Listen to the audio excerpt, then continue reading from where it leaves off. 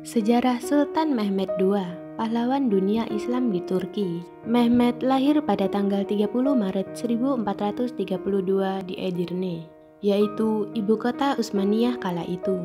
Dia merupakan anak dari Sultan Murad II dan Huma Hatun. Saat Mehmed berusia 11 tahun, dia dikirim untuk memerintah Amasya, sesuai tradisi Utsmani untuk mengutus para Sheikh atau pangeran yang sudah cukup umur untuk memerintah di suatu wilayah sebagai bekal bila naik tahta kelak.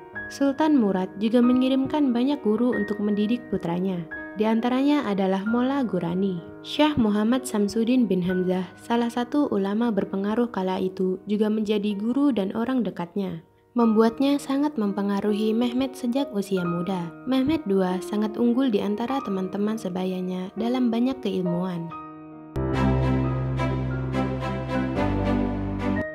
Setelah mengadakan perjanjian damai dengan Kadipaten Karaman di Anatolia pada tahun 1444, Sultan Murad yang sebenarnya lebih tertarik dalam masalah agama dan seni daripada politik turun tahta dan menyerahkan kepemimpinan negara kepada Mehmed yang saat itu masih berusia 12 tahun. Dengan keadaan seperti ini, Wazir Agung atau Perdana Menteri saat itu, yaitu Chanderli Halil Pasha, memiliki kendali kuat atas negara. Pada periode pertama kekuasaan Mehmed, pihak Utsmani diserang kerajaan Hungaria yang dipimpin Janos Hunyadi yang melanggar gencatan senjata yang tertuang dalam perjanjian Szeged tahun 1444. Dalam keadaan seperti ini, Mehmed meminta ayahnya untuk kembali naik tahta, tetapi Murad menolak. Sebagai balasan, Mehmed menulis surat sebagai berikut: "Bila ayah adalah sultan, datanglah dan pimpinlah pasukan ayah. Bila aku adalah sultan, aku memerintahkan ayah untuk datang dan memimpin pasukanku." Murad kemudian datang dan memimpin pasukan, mengalahkan pasukan gabungan Hungaria, Polandia, dan Wallachia dalam pertempuran Varna 1444. Murad kemudian didesak untuk kembali naik tahta oleh Chandrali Halil Pasha yang tidak senang dengan kuatnya pengaruh Sheikh Syamsuddin pada masa kekuasaan Mehmed. Akhirnya, Sultan Murad kembali naik tahta dan berkuasa hingga wafatnya pada tanggal 18 Februari 1451.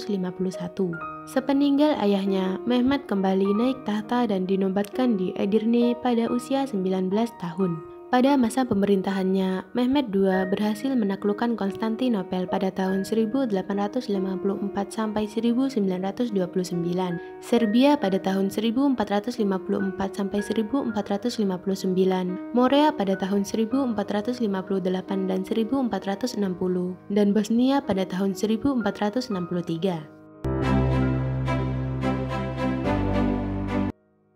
Pada usia 21 tahun, Mehmed sudah menguasai bahasa Turki Utsmaniyah, Arab, Persia, Serbia, Yunani, dan Latin. Mehmed sendiri juga seorang penyair dan penulis dengan nama samaran Afni atau Sang Penolong. Pada masa kekuasaannya, Mehmed mengumpulkan para ulama dan turut menyaksikan diskusi mereka terkait permasalahan agama. Sultan Mehmed juga menghimpun berbagai seniman Italia, humanis, dan cendekiawan Yunani di istananya. Sultan Mehmed juga lebih memilih para pejabat tinggi dari latar belakang Devshirme daripada mereka yang berasal dari keluarga bangsawan, menjadikan kendali negara benar-benar terpusat pada Sultan. Dalam masalah keagamaan, Sultan Mehmed memberikan ruang kebebasan beragama pada rakyatnya yang majemuk asalkan mereka mematuhi perintahnya. Sultan Mehmed juga memberikan ruang bagi umat non-muslim untuk menjalankan ibadah melalui sistem milad, yaitu semacam hak otonomi kepada umat tiap agama untuk mengatur diri mereka sendiri tanpa banyak campur tangan dari pemerintah pusat.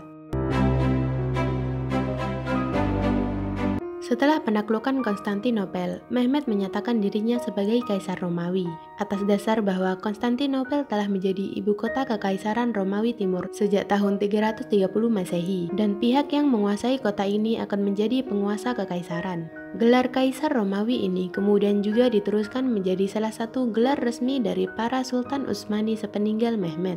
Sultan Mehmed juga mulai menggunakan gelar Padishah yang diambil dari bahasa Persia yang dapat disejajarkan dengan Kaisar dalam bahasa Indonesia. Dengan menggunakan gelar ini, Mehmed menyatakan kedudukannya lebih tinggi dari para raja. Dia adalah pemimpin Utsmani pertama yang menyandang gelar ini. Sultan Mehmed juga menyatakan dirinya sebagai khalifah, gelar untuk pemimpin umat muslim. Walaupun beberapa pendapat menyatakan bahwa Murad I adalah pemimpin Utsmani yang pertama yang menggunakan gelar ini. Status pemimpin Utsmani sebagai khalifah semakin jelas dan tak tersaingi pada masa cucu Mehmed II yaitu Sultan Selim I, yang berhasil menaklukkan Kesultanan Mamluk Mesir dan Khalifah Abbasiyah yang hidup dalam perlindungan mereka, menyerahkan kedudukan khalifah kepada Selim. Pada masa Sultan Mehmed II, terdapat pemisahan antara pusat pemerintahan dan rumah tangga istana, karena perempuan dipandang tidak pantas turut serta dalam urusan pemerintahan. Rumah tangga istana berada di Eski Sarai atau Istana Lama, sedangkan pusat pemerintahan berada di Yeni Sarai atau Istana Baru, atau yang lebih dikenal dengan Istana Topkapi. Emine Gulbahar Hatun menikah dengan Sultan Mehmed II pada tahun 1446 di Manisa. Dia berasal dari keluarga non-muslim Albania. Ia melahirkan seorang putra yang bernama Sultan Bayezid II pada tahun 1447 dan seorang putri yang bernama Gefherhan Hatun yang menikah dengan putra Uzun Hasan, Muhammad Mirza Pasha. Mereka memiliki seorang putra bernama Ahmad Mirza yang menikah dengan salah satu putri Bayezid II. Gulsah Hatun menikah dengan Mehmed pada tahun 1449. Ia melahirkan putra yang bernama Mustafa pada tahun 1450. Beberapa artikel mengatakan bahwa Mustafa diracuni oleh Mahmud Pasha Agelovic pada tahun 1474 lantaran diduga bahwa istri kedua Mahmud memiliki hubungan dengan Mustafa. Setelah putranya meninggal, Gulsah menetap di bursa dan mendapat tunjangan tetap. Pada tahun 1479, dia diberi desa Sigir Calo di Dimetoka. Gulsah meninggal pada tahun 1487 dan dikebumikan di makam yang dia bangun di dekat makam putranya. Siti Sah Hatun, putri Sulaiman Bey Adipati Dulkadir. Ia menikah dengan Mehmed di Edirne pada tahun 1449. Pernikahan mereka merupakan salah satu pernikahan politik guna menjalin sekutu dalam melawan Karaman dan Kara Konyulu. Namun, pernikahan ini tampak tidak begitu bahagia. Setelah pusat pemerintahan Mehmed dipindah ke Konstantinopel, Satisah tetap tinggal di Edirne sampai April tahun 1467. Dia meninggal pada September 1486. Hatis Hatun, putri Zagan Pasha. Zagan Pasha sendiri seorang mu'alaf. Hatis dan Mehmed menikah pada tahun 1451. Namun, Zagan Pasha menjadi kambing hitam saat perang melawan Serbia pada tahun 1456, sehingga dia diberhentikan menjadi wazir agung dan Hatis diceraikan pada tahun yang sama. Keduanya kemudian diasingkan ke Balikesir sampai Zagan Pasha diangkat menjadi Kapudan Pasha atau Laksamana Agung pada tahun 1459.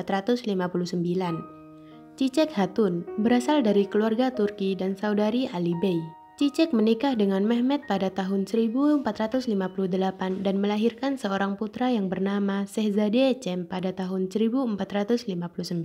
Sepeninggal Mehmed II, Shehzade Cem mengklaim tahta, tetapi dikalahkan Bayezid. Saat putranya kalah dalam perebutan tahta, Cicek dan anggota rumah tangganya mengungsi di bawah perlindungan Kesultanan Mamluk di Kairo, Mesir.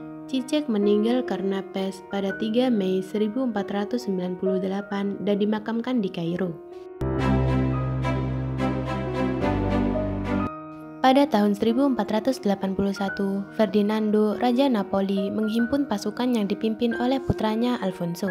Pasukan bantuan juga datang dari Raja Matthias Hunyanji. Pengepungan kota mulai dilakukan pada tanggal 1 Mei 1481. Pada tahun yang sama, Mehmed sendiri bergerak memimpin pasukan, tetapi dia sakit saat sampai di Maltepe. Saat itu, Mehmed berusaha melakukan penaklukan terhadap Rodos dan Italia Selatan. Namun, tak lama kemudian, Sultan Mehmed meninggal pada tanggal 3 Mei 1481 di usia 49 tahun. Menurut pendapat sejarawan Colin Haywood, Mehmed meninggal karena diracun oleh putra tertuanya yaitu Bayezid. Ada juga pendapat yang menyatakan bahwa dia diracun oleh dokter pribadinya, yaitu seorang mualaf berbangsa Yahudi. Berita kematian Mehmed menggembirakan Eropa. Lonceng gereja didentangkan dan perayaan dihelat. Di Venesia, berita itu disebarkan dengan pernyataan La Grande Aquila è morta, atau Sang Elang Agung telah mati. Sultan Mehmed II kemudian dimakamkan di turbe di kompleks Masjid Al-Fatih.